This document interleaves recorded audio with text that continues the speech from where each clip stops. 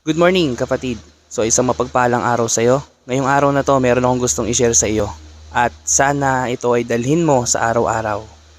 At napakasarap sa piling na pati ang Lord na intindihan niya ang bawat nilalaman ng puso natin. Siyempre, lalong-lalo na sa mga kaaway natin. Alam nyo naman pagdating sa mga kaaway, napakahirap tanggapin o mahalin. Di ba? So, pero nagbigay pa rin ng Lord ng word para dyan.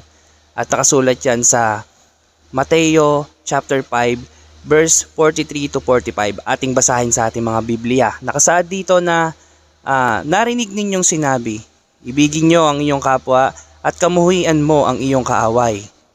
Verse 44, ngunit ito naman ang sinabi ko, ibigin ninyo ang inyong kaaway at ipanalangin ninyo ang mga umuusig sa inyo. 45, upang kayo'y maging tunay na mga anak ng inyong Ama na nasa langit, sapagkat pinasisikat niya ang araw sa mabubuti, gayon din sa masasama, at nagpapaulan siya ng sa mga matuwid at sa mga di makatuwid. Okay, Tam? Mahirap man tanggapin, no? Na ibigin natin ang kapwa natin, pero dapat yan ang kautusan ng Lord, kasi kasalanan pa rin na isumpa natin ng ating mga kaaway. Dapat ibigin pa rin natin sila kagaya ng pag-ibig natin sa sarili natin. Matuto tayo magpatawad at palagi nating isentro ang ating Lord.